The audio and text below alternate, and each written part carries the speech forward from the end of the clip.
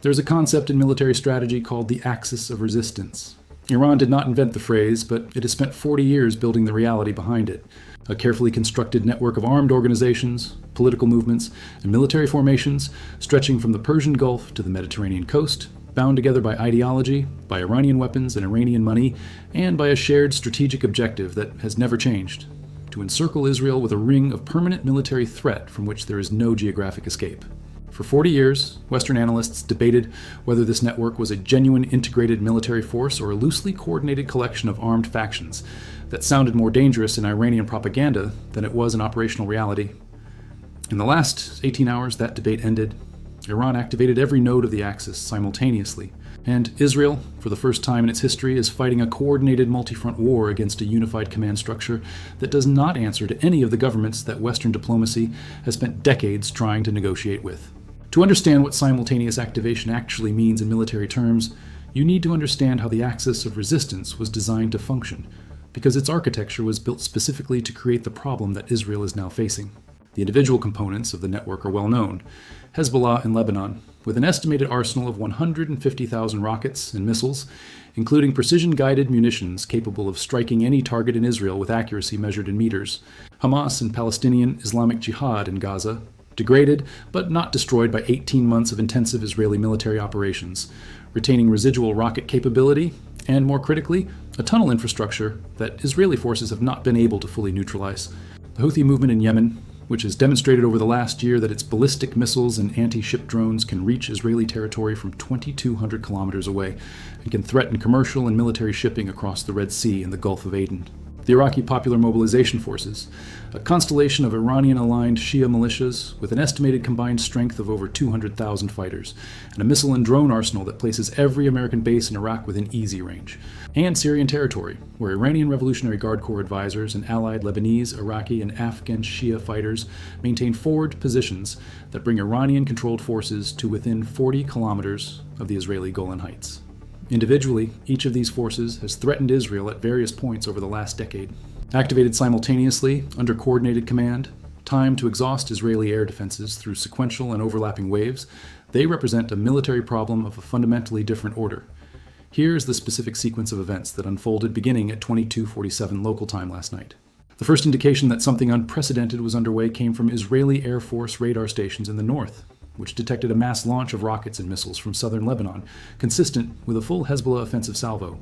Not the targeted, limited-scale launches that Hezbollah has conducted periodically over the last 18 months of cross-border exchange, but the kind of massed, simultaneous launch that Hezbollah's military doctrine reserves for what it calls the strategic decision, the moment when the organization commits its full arsenal to a decisive engagement.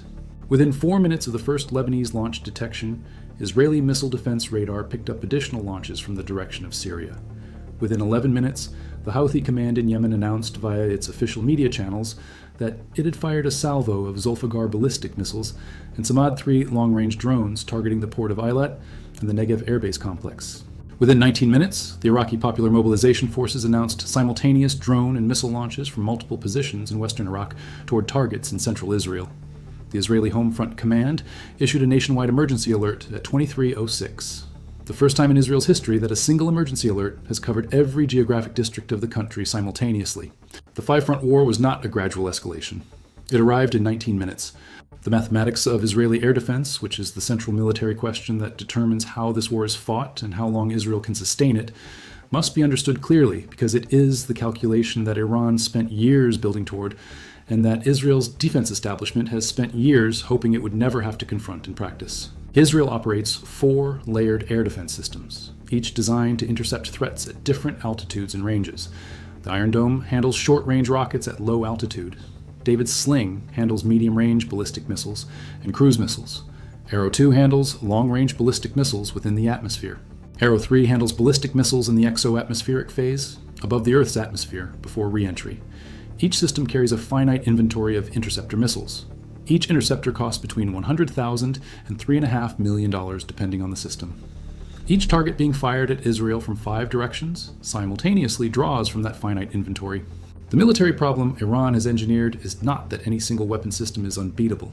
It is that simultaneous mass launches from 5 separate geographic directions force Israel to allocate interceptors across all threat axes at the same time. And the combined volume of incoming fire from Lebanon, Syria, Iraq, Yemen, and Gaza exceeds what the total interceptor inventory can handle at 100% engagement rate. Some missiles will get through. Iran has known this arithmetic for years. Tonight, it is testing it at scale.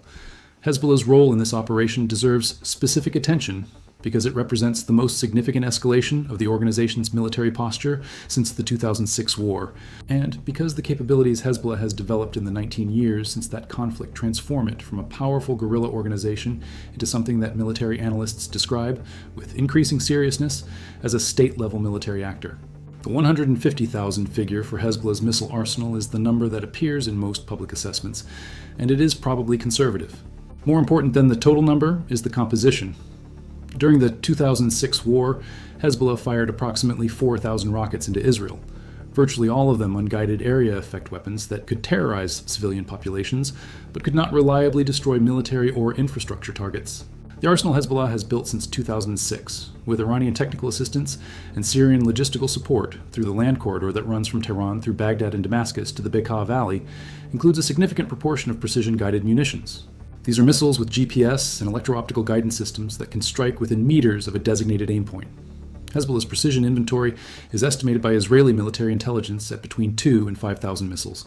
2,000 precision missiles, fired in coordinated salvos at specific infrastructure targets, power generation facilities, water treatment plants, port infrastructure, airbase runways, command and control nodes, can produce a level of strategic damage to Israeli civilian and military infrastructure that no previous enemy has been able to inflict.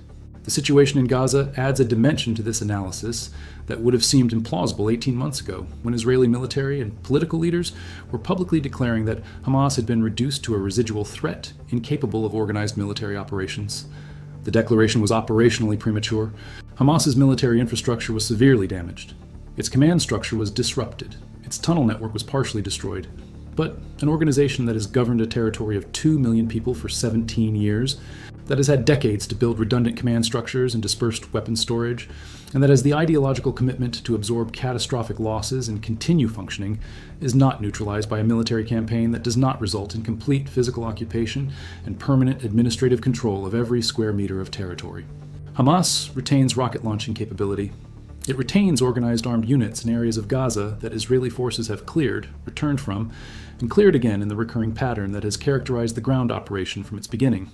And on a night when Hezbollah is firing from the north, Iraqi militias from the east, and Houthis from the south, even a degraded Hamas capability in Gaza forces Israel to maintain its southern defensive posture and denies the IDF the ability to concentrate forces toward the more militarily significant northern and eastern threat axes. Here is the strategic question that Israel's War Cabinet, which convened an emergency session within 30 minutes of the first launch detections, is now working through under conditions of extreme time pressure and imperfect information. The fundamental military logic of Israel's situation demands a rapid, decisive response against the command and control infrastructure that is coordinating the five-front attack, which means strikes deep into Lebanese territory, targeting Hezbollah's command nodes, strikes into Syrian territory targeting Iranian IRGC positions, and potentially strikes into Iraqi territory targeting the militia launch sites that are placing central Israel under ballistic missile threat. Each of those strike packages carries its own escalation risk. Strikes into Lebanon at the scale required to meaningfully suppress Hezbollah's launch capability will produce Lebanese civilian casualties that immediately generate international pressure for a ceasefire that interrupts Israeli military operations before their objectives are achieved. The same dynamic that constrained Israeli operations in 2006 and has constrained them repeatedly since. Strikes into Syrian territory risk direct confrontation with Russian air defense assets that Moscow has maintained in Syria since 2015 and has never formally agreed to subordinate to Israeli operational requirements. Strikes into Iraqi territory mean striking the sovereign territory of a government that the United States has spent 20 years and trillions of dollars trying to stabilize as a functional state, and doing so in a way that almost certainly draws American forces into direct conflict regardless of what Washington's current political leadership has publicly committed to. The American position is, once again, the pivot point on which the strategic outcome turns. The USS Harry S. Truman Carrier Strike Group is in the eastern Mediterranean, American forces at Al Udeid in Qatar, at Ali al-Salam in Kuwait, and at multiple bases across Iraq are at maximum alert. American air defense assets, Patriot batteries, THAAD systems are integrated into Israeli air defense operations under existing bilateral agreements and are actively participating in intercepting the incoming salvos from Yemen and Iraq. American forces are already in this fight, whether or not any American official has formally acknowledged that fact. The political and legal question of whether the United States is at war is rapidly becoming less relevant than the operational reality that American military personnel are firing interceptor missiles at Iranian-supplied ballistic missiles over Israeli territory tonight.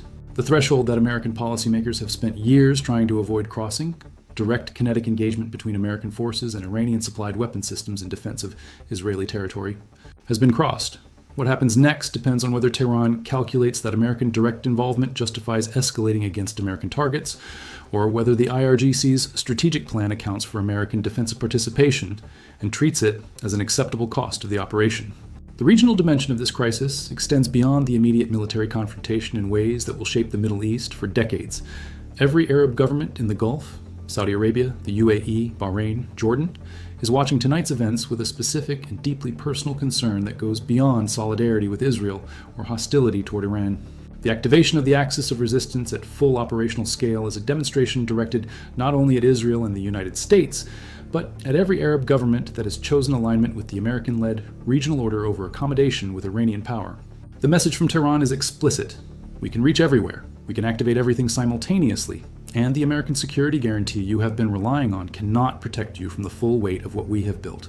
For Saudi Arabia, which is still assessing the damage from Iranian missiles that struck Aramco infrastructure days ago, that message arrives with particular force. For the UAE, which has quietly deepened security cooperation with Israel since the Abraham Accords and hosts American forces at Al-Dhafra Air Base, the message is equally pointed.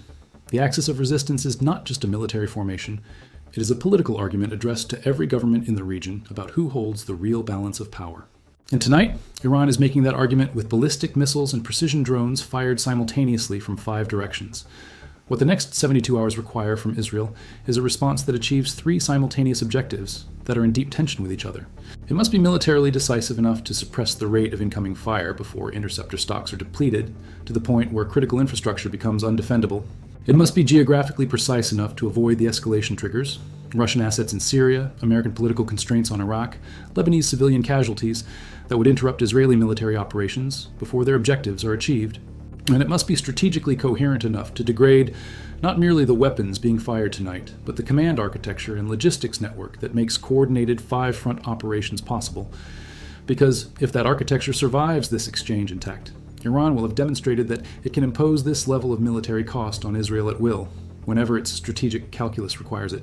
A military operation that stops the missiles tonight, but leaves the system that fired them fully functional, has not solved the problem. It has merely delayed it. Israel's government understands this. Iran's government is counting on the fact that solving it completely is beyond what Israel can do alone, and possibly beyond what Israel and the United States can do together, without costs that neither government's domestic political system is currently prepared to absorb. That is the trap. And Israel walked into it the moment the first missile left the launcher in Lebanon at 22:40